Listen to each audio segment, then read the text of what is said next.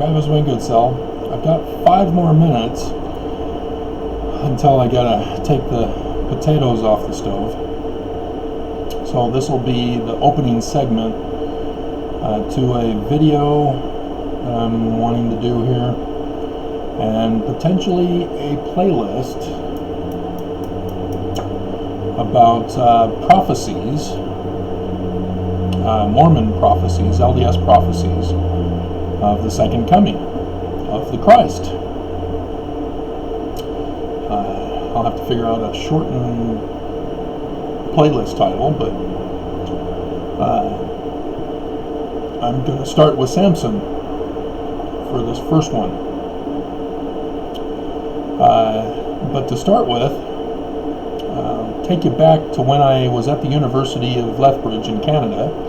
I was married to my first wife then, a woman formerly called my first wife. And so the final year, the guidance counselor called me into her office and went over my courses that I've taken and the credit hours I had, and said that I already had enough credit hours to graduate. It's just I didn't have a major. And so she went over it with me and created a dual bachelor's with a minor. And so I had to take a few more courses as a result to finish off the final year. And in order to obtain the courses for the minor, they already had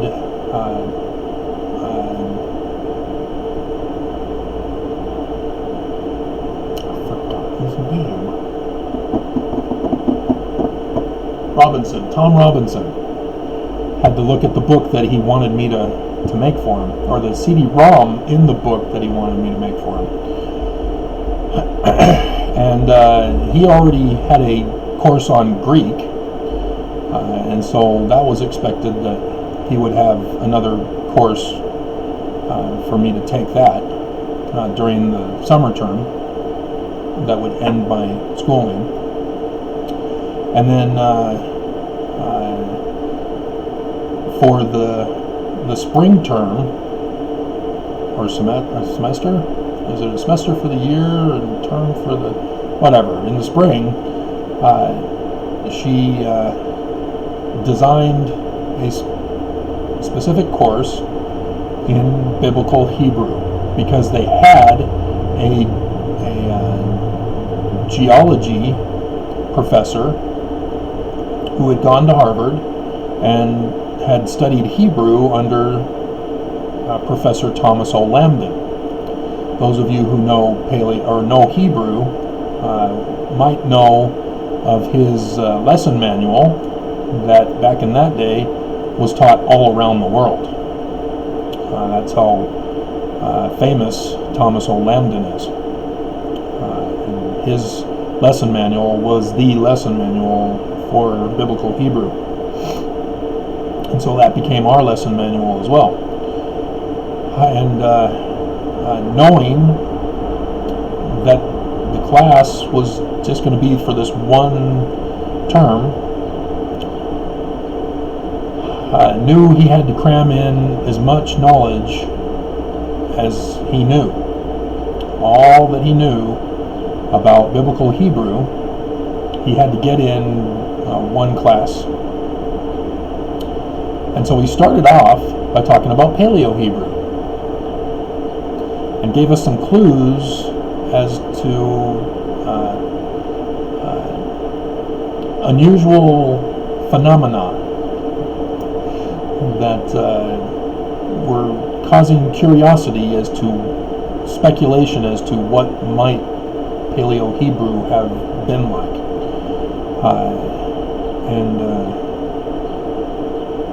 William Foxwell Albright, however, was still the dominant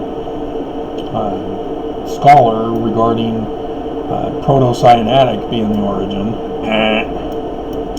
I've already dismissed that when I deciphered Paleo-Hebrew.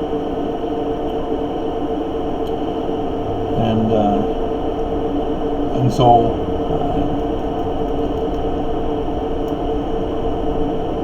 that's how I came to be led into identifying how Joseph Smith retranslated,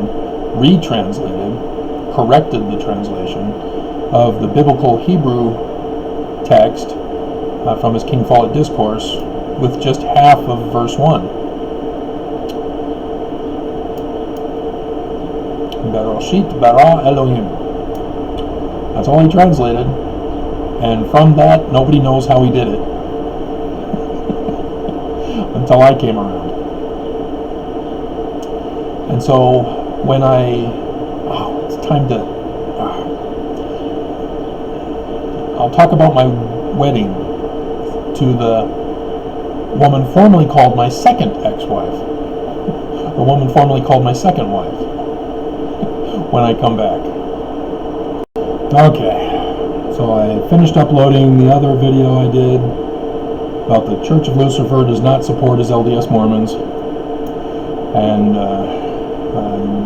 had dinner, cleaned up.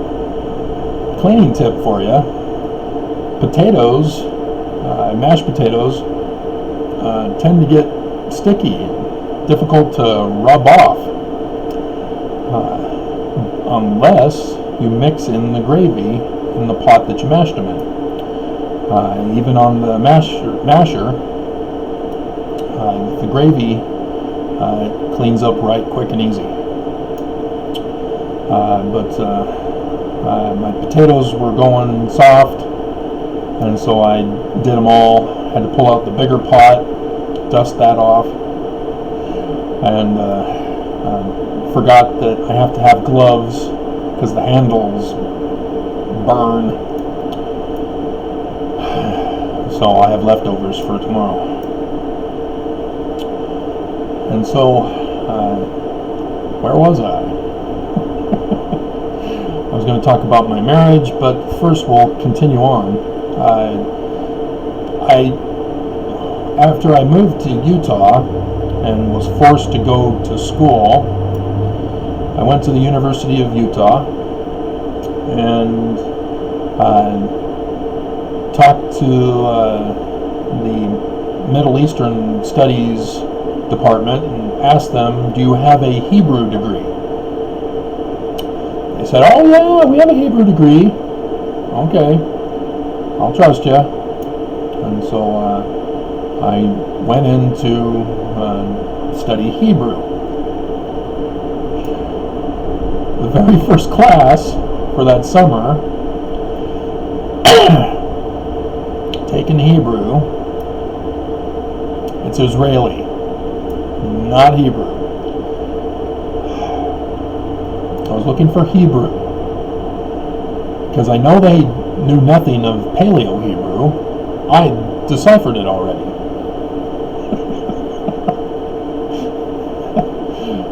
They did have a biblical Hebrew course that I wasn't supposed to take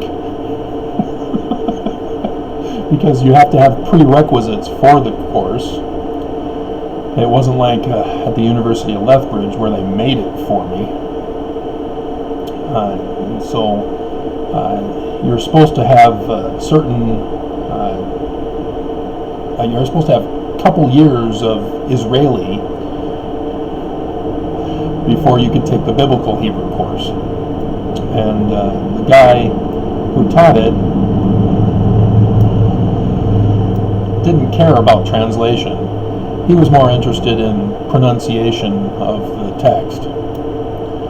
And so we had readings of the Torah. So yeah, big disappointment, as they didn't have enough courses for Hebrew, as they wanted me to funnel into Arabic, because that was the big push. The government wanted people who could speak Arabic at the time, thanks to 9/11 and Bush. And so the University of Utah was trying to help facilitate Herr Bush with that request from FBI and CIA and such. And so, yeah, that was a failed system. So I went into Egyptian with Eva Vasilevska, as I figured out from Gary Greenberg how to decipher Egyptian petroglyphs, and so it was cake. Her classes were cake. It was awesome. It was a free ride. You know how you choose electives that are just easy, rather than choosing electives that are like AP courses? Oh, I want to go to the best school ever, and so I'm going to take all my electives as honors calculus. So yeah, I always took the easy way out because I already figured how to cheat the system. No, not Revelation. Reference books.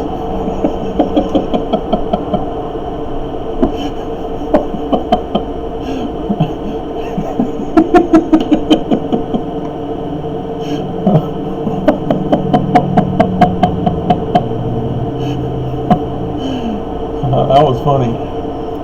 If you didn't catch up, I'm sorry. If I have to explain it to you, it's not funny. Just think of Mormons, think of Moroni, chapter 10, verse 3 through 5, and the misinterpretation of Mormons. And Elder Runland concerning the coronavirus.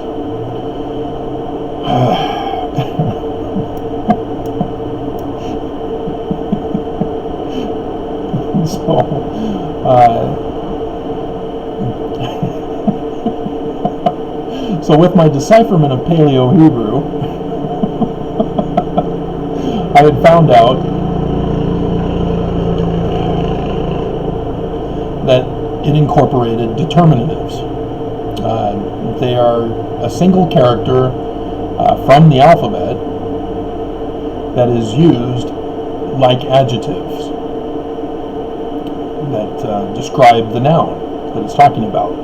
So if I were to say the noun tree, what tree are you talking about, Travis? There's lots of different trees. So for Paleo-Hebrew, I would select one of the letters of the alphabet and place it before the two-letter root word. Those of you who have taken Hebrew are like, no, Hebrew is a three-letter root word, Semitic word. No, not Paleo-Hebrew. Hebrew, yes. Paleo-Hebrew, no. In fact, I was even figuring out either Aramaic, which pretty much is Semitic with Hebrew, use their determinatives at the end of the three-letter words. So that was an interesting discovery as I did my three-letter vocabulary test for the theory I had. But regardless, it also helped me identify that there were some words that used the determinative at the end. And that's where we're going to get to Samson after I talk about my wedding. And so, see how it all ties together? It's not just rambling nonsense. All has point and purpose. Otherwise, I would have scrapped this segment and redone it. So my wedding, with the woman formerly called my second wife, was at the Salt Lake Temple. And I added that picture to the previous video I just did, which is why I recalled it, and that's how I got the idea, hey, why don't we do a series of videos on prophecies of Christ for Mormons. I've already done this, but this is a different way to present it, trying to see if I can get a larger audience as a result. And so let me stop and then insert my wedding photos of significance for you before I discuss my wedding and then Samson.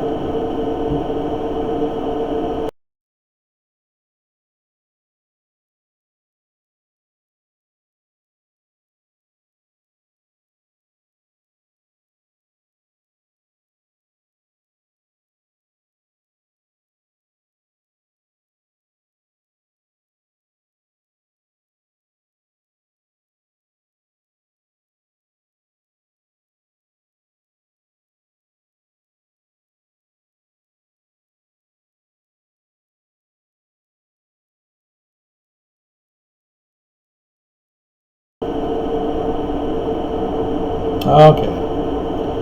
Notice the first picture is of what used to be the main entrance to the temple, or one of them, I guess. But notice that at the top of the door, where all the newlywed couples would go to have their picture taken, holding on to the doorknobs and having the family photos and such right there in that location, there's an inverted pentagram pointing right at the door to the temple.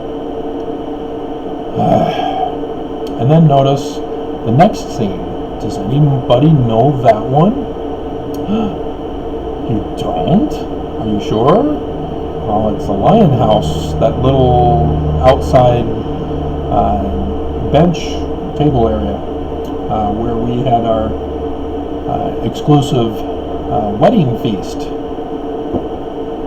at the Lion House.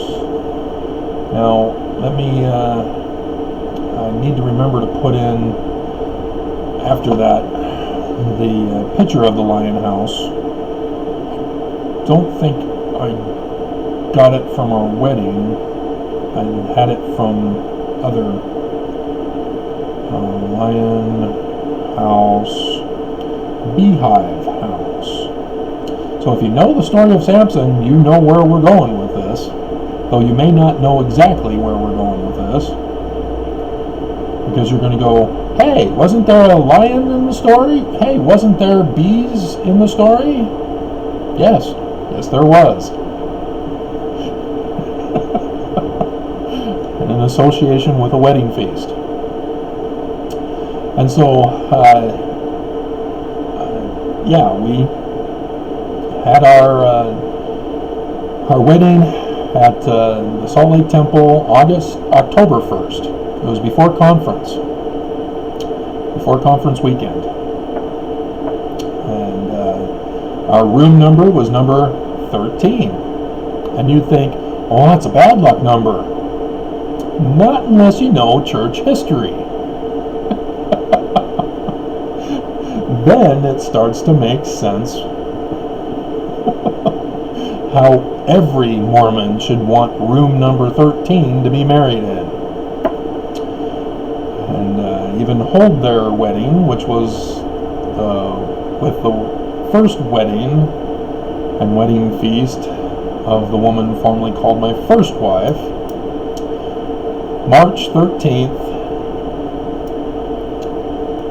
and I think it was even Friday, because of the jokes that were going on. And so, yeah, I got my death threat by the church lawyers through their communicated agents on Friday the 13th in March of this year as well, also bringing back memories on the corner of my mind. Tom Hanks does a version, and Thomas Magnum, the old Thomas Magnum, Tom Selleck, did a version of it. And so, yeah, I'll put in the picture of the lion house and the beehive house. So yeah, we had our wedding feast at the lion house, where yes, you can get honey. It's very good honey. For cornbread or for whatever else you get that would require honey. Even if it doesn't require honey, you can still get honey because it's somewhat of a buffet. And so, yeah, that was my wedding. Now let's get to Samson. As I put Samson at the beginning picture, and then I had the 10 virgins. Why would I have the 10 virgins? That's not Samson. What were they waiting for? Wedding feast. Again, these are all prophecies. I'll do the 10 virgins another day. If this does well, like my Jupiter stone. It's always the weird ones that people flock to. Never the ones I want people to flock to. Alright, so in Judges. Oh, is it called Dan? No, it's a different name for Judges. I don't understand why. Because Samson's from the tribe of Dan, which is spelled Dan. So I don't know why they mixed that up. Anyway, we'll just read over the text and I'll comment. And so yes, this is going to be a long video. So this may get ruined before I even get started, as nobody will want to listen to me for that long. The Jupiter stone was only 2 minutes.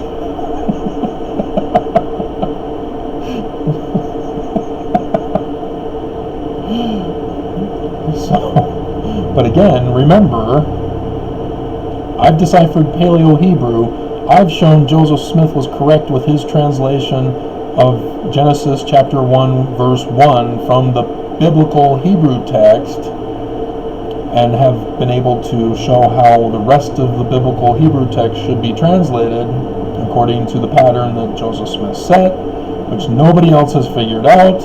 And I've deciphered Egyptian petroglyphs. And so you don't want to dismiss me just because you think I'm an anti-Mormon. I'm born and raised Mormon, got sealed in the temple of the Lord twice, and so yeah, I have a lot of knowledge that you would be wise to listen to without tooting my own horn. So let's begin, as we're now 7 minutes into whatever we added already. And the children of Israel did evil in the sight of the Lord. So right away, we're setting the stage for what's going on. The church, the house of Israel, are in apostasy. There's no Moses. There's no David. The Jews have set up the structure of the Tanakh, their Old Testament, to have David come after Judges. And the book of Kings specifically talks about the formation of Saul after this period of time of Judges. And so we have an apostasy period for the church, because they're evil. It says so right here in the beginning. The children of Israel did evil again in the sight of the Lord. So this is an apostasy period. But remember, this is a prophecy. Uh-oh. Travis, you're being an anti-Mormon. You need to speak positive things about the church and not talk about negative things. And guys, you need to understand one thing right here, right now. There is no need for the Christ in the latter days if the church was righteous. That's why I'm pointing out the inverted pentagram over and over and over again lately. So please understand. It would be wise to listen to me. And so because of their wickedness, it continues, the Lord delivered them into the hand of the Philistines 40 years. Sounds almost like Brigham Young being wicked, and they couldn't build the Salt Lake Temple for 40 years, being delivered into the hand of America, having fled America.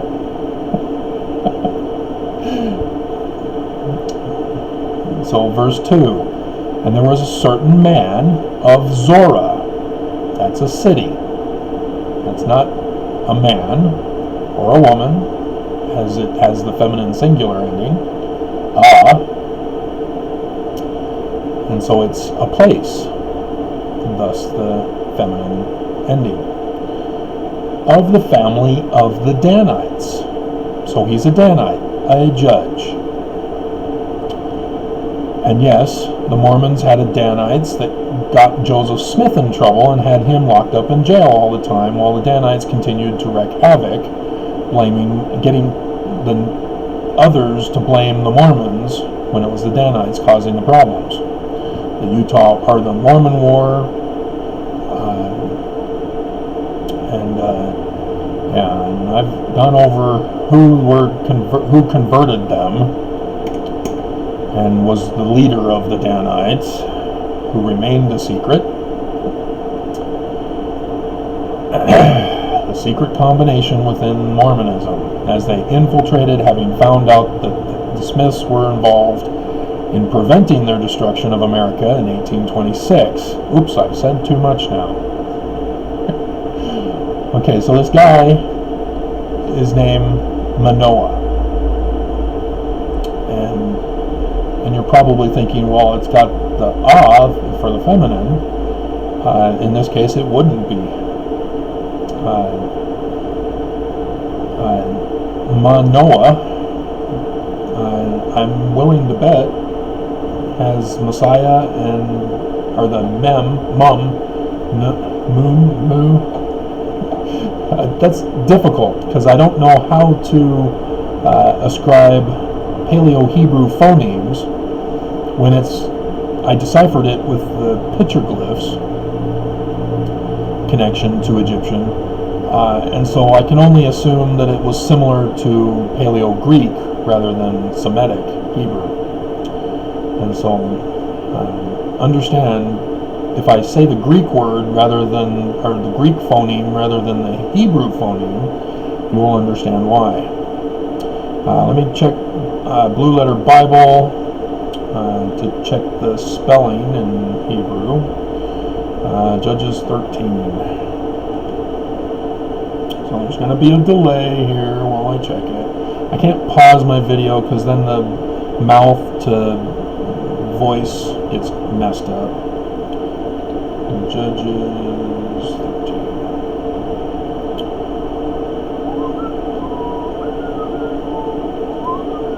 And Westminster Leningrad Codex. Alrighty. And Manoah. Yep, sure enough, it's exactly like Noah, with the determinative at the beginning. So yes, this is that. Remember how Matthew 24, Jesus says, as in the days of Noah? He says no, it's supposed to be Noah, but it's actually Noach.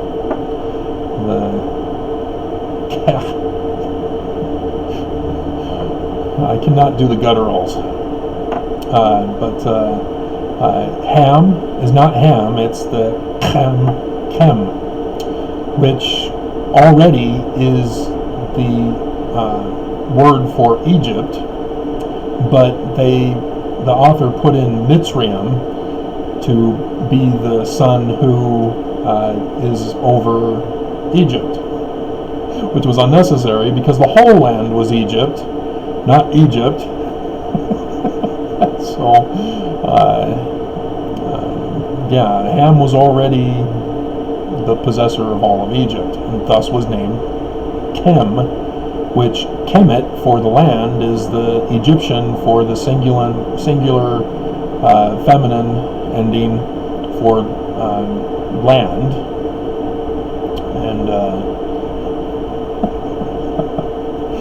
and so the Egypt is called Kemet in Egyptian, and it has Chem, which is Ham, that we have in our English translations.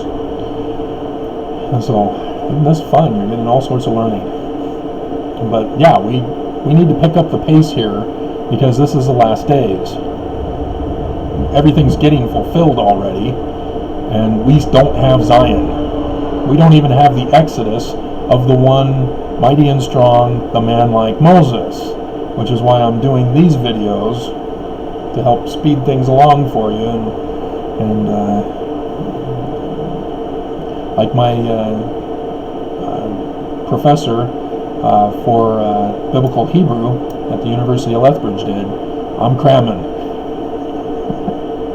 So this is going to be a long video, but it's going to be cram-packed full of stuff for you. So yeah, Manoah is, as it's in English, it is the name Noah, with the determinative mem-mu. In Greek it's mu, in Semitic Hebrew it's mem. If you want to refer to the Hebrew pronunciation, Psalms 119. You have to look in your printed copies. The program online does not have them. It does not recognize the font. The one they gave me when I was working on the revision of the footnotes for the foreign language editions that came out in 2009, that was awesome. They had a Hebrew, they had a Greek, and I could refer to those. And I could do a lot better than what I can do with this one. I could take out the footnotes when I copy and paste. And so I can't do that here because it messes things up. So, let's see. So yeah, I need to tell you what mem or mu is in Paleo Hebrew. It is the letter that corresponds with the Egyptian character for a priest. It's got the upside down W. The W, by the way, comes from water. It's the water symbol in Egyptian. And so sin or shin, I think they call it shin if they don't call it both in Psalms 119.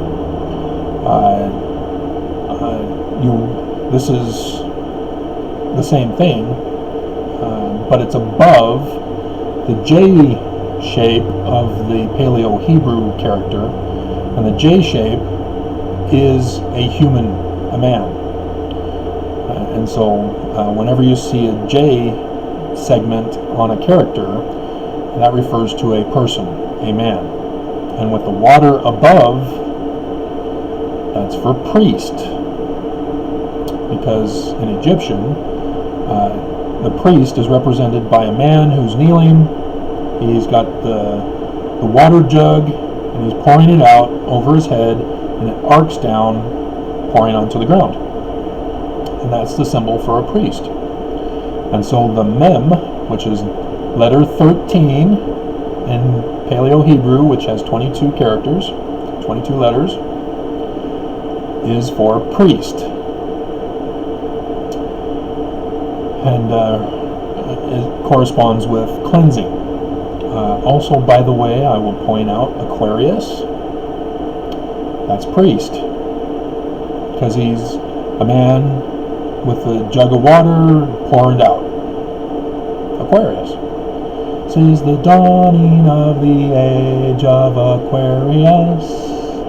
We had that right after Monson died, which Monson died on some signs in the heavens as well. But we're not talking about that. We're talking about Samson. Like I said, I'm cramming stuff in for you. So we've got Noah as the priest, and he's a Danite. And if you're familiar with Noah and his sons, there's Japheth, Shem, and Chem. And so it comes from the Egyptian Ogdod. We'll cover this because the father here is the name of Noah, and thus is why he calls his son Samson. Because Shem, even though Japheth was the oldest son, and I always wanted to say Japheth when that was the new name for the day in the temple, and the temple worker would pronounce it wrong every single time, but because nobody understands the correct pronunciation, and so as I'm going through and being distracted with the endowment ceremony, I get to the veil and I say Japheth, and I get corrected one day, and I didn't want to correct him back, and so I just repeated it the way it was supposed to be pronounced, or according to the temple. Those are Egyptian deities. Noah and his sons are the Ogdod gods. And interestingly, they're frogs. John the Revelator says the beast, the dragon, and the false prophet are like frogs' mouths. Very interesting. Anyway. And so Shem is name. That's what Shem means in Hebrew. Even Paleo-Hebrew. Shem. And what's interesting is that it's not his name. In Egyptian, he's associated with Amen. Do you Mormons catch on to that? Yes, son Amen. Jesus Christ, the Son of Father Amen, Heavenly Father, as we know. And so, yes, that's the unknown name, hidden name, that Amen had. And so, when you get to the story of Hathor as the cow, she gets drunk in one story and destroys people because she got the power of Amen, got his name, and so she then had his power. And other gods and goddesses likewise learned of his name, obtained his power. So notice when Joseph Smith talks about the Melchizedek priesthood, being called the Melchizedek priesthood when it was originally the order of the Son of God. What is the Son of God's name? Amen. The Melchizedek priesthood is after Amen. Thus, the Melchizedek priesthood is the priesthood of Amen. See how this is working? See why I'm cramming things in for you? If you're not watching my other videos to assemble them all together, because you're now way too late to listen to all of them to catch up. It's Egyptian that Joseph Smith is referring to here. He's referring to the Egyptian Amen priesthood with the god Amen. And Amen, during the 18th dynasty, thanks to Hatshepsut, Hatshepsut. Why can't they make them simple to pronounce? And so she was the wife of David Moses, Tawut Moshe, David Moses the second. He died early, and as a result, David Moses, Tawut Moshe the third, was too young to take the throne. So Hatshepsut went to the Ammon priesthood and said, "Hey, let me tell you a story about my birth. My mother, the queen, had conceived from the god Ammon. He came to her in her chambers and conceived me. And then she added, in the premortal council in heaven, they had prophesied, predetermined, that I would be born from Ammon to be the queen, Pharaoh, until Tawut Moshe, David Moses, would be old enough to take the throne." And sure enough, she became the second female Pharaoh of Egypt. And thus we have the stories of the Christ, the Anointed One, being born by Ammon, Father Ammon, and so pharaohs took upon themselves the name of Son Ammon. Pharaohs, men, were called Son Ammon, and it was to restore the throne of their dead father. So it followed the same pattern as Osiris and Horus, the father and son, the father being murdered by his brother, the son Horus taking over the throne of his father, doing battle and contest with his uncle to restore the kingdom of his father, restore the kingdom of David. See where we're going with this? And so I hope I'm putting in enough information. I know I'm overwhelming you. You're going, oh crap. If you're still even paying attention at this point. And so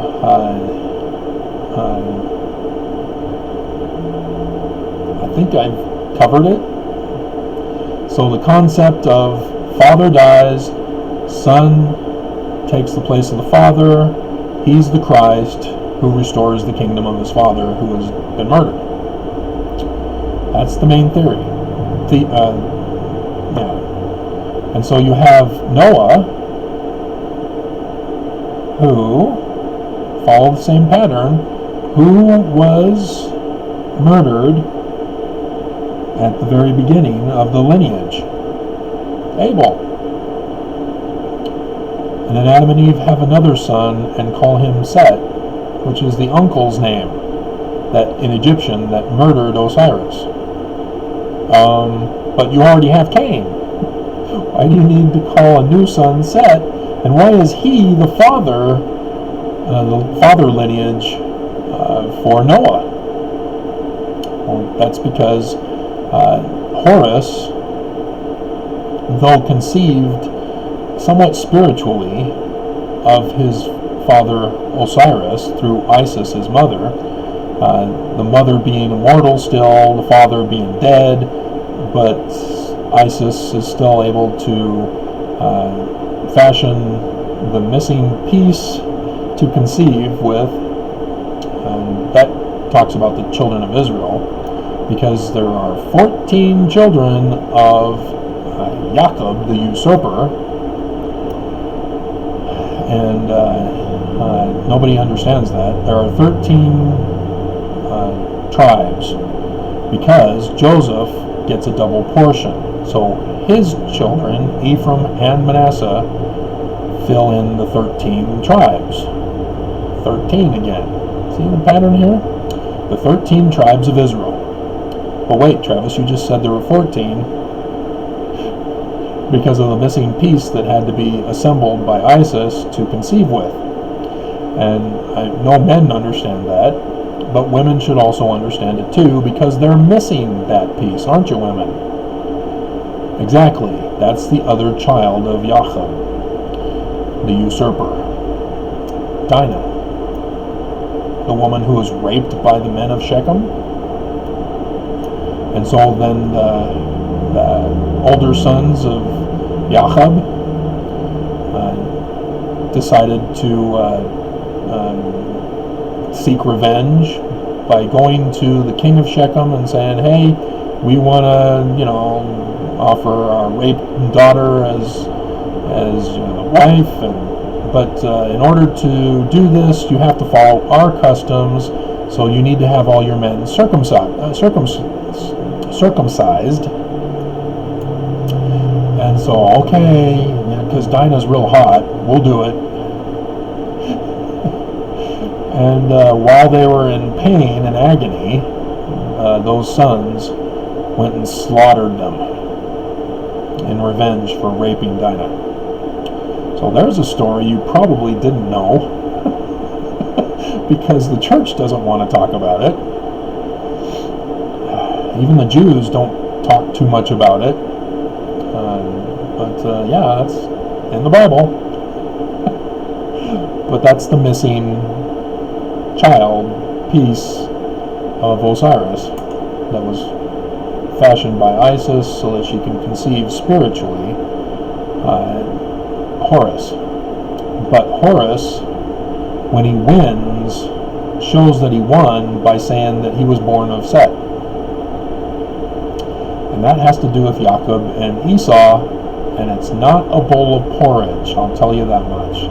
But I don't think we need to get into that now. And so,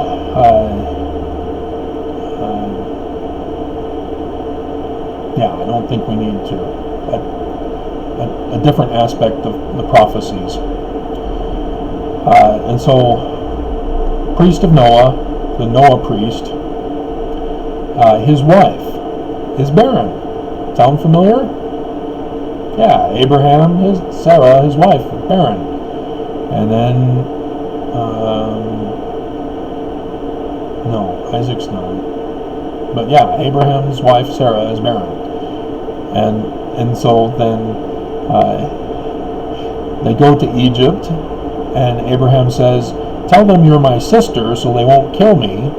So she says, I'm his sister. Pharaoh nonetheless adds her as part of his harem,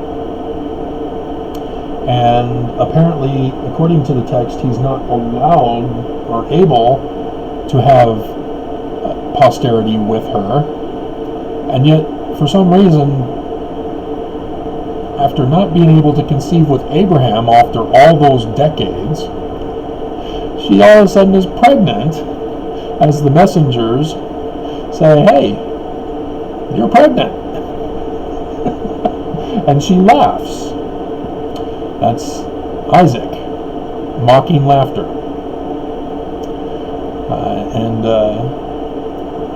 So that's how that story happened. We've got the same situation here. The wife is barren. I don't know what they drink back then. Must be Magna water. And so, sure enough, here we have an angel appearing to the woman. Just like Abraham, just like Jesus, just like John with Elizabeth. And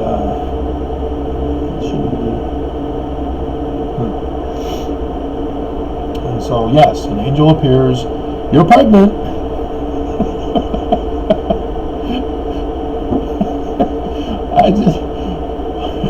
What is this angel doing, going around telling women that they're now pregnant?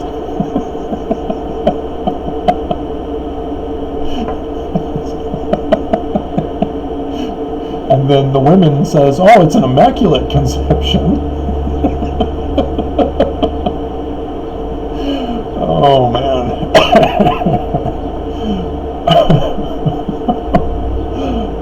And so, yeah, she's going to have a son. And so he has restrictions. He's not supposed to drink alcohol. He's not supposed to eat any unclean thing from the law of Moses, because they placed this book after Moses, so therefore they're following the law of Moses, even though if they're before King David, Moses came after King David, because the Bible compilers did not understand the sequence that was supposed to occur. And so, yeah, there was word of wisdom commandments, and he's not supposed to have his hair cut.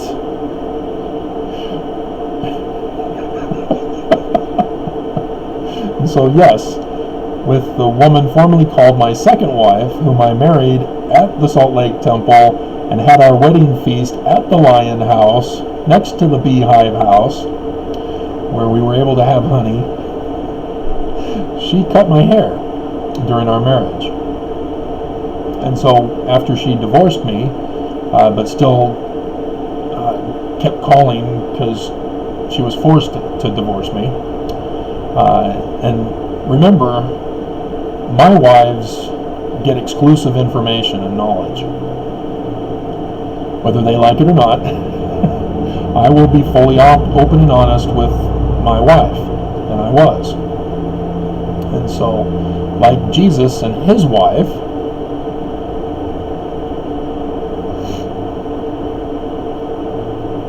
waiting to see if it entered into your brain, didn't go over your head. Yes, there's pseudepigraphic texts that were not included in the Bible because Mary Magdalene, the wife of Jesus, the widow of Jesus, was a thorn in the side to Peter, as she kept reminding Peter, our Lord and Savior Jesus had told me in person, in private, knowledge that you did not receive.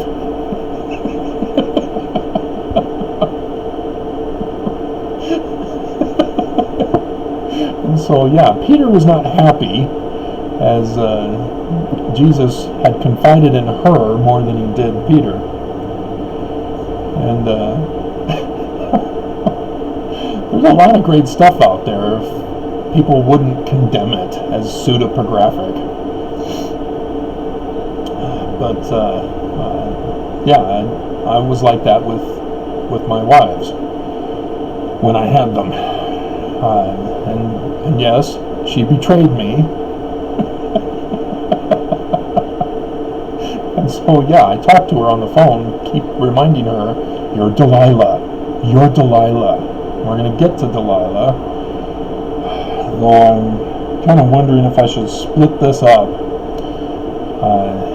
when we get to the birth of Samson. I probably should, because we're at 40 minutes right here, so we're probably at an hour. So I'll have to reframe this as part one. And so, yeah, he's got these restrictions. He can't cut his hair. He's got to have the word of wisdom. And he's prophesied to begin to deliver Israel out of the hands of the Philistines. He's going to restore the original kingdom of Moses, because they put David after rather than before with the 18th dynasty, where Moses was with David. Remember, David Moses II, David Moses III? And so Samson is that symbol of Horus, of Noah, to restore the kingdom of David. And so, yes, it's a prophecy of the latter days when the kingdom of David is to be restored. Both the government and the religion. And there's no need for them if the government and the religion were righteous. It's only prophesied because there will be an apostasy, just like it said in verse 1. The children of Israel did evil again in the sight of the Lord. An apostasy. And I think we can stop there with her immaculate conception by this strange angel that seems to appear to tell women this. Hey, you're not pregnant. What? Who are you? You were having a dream.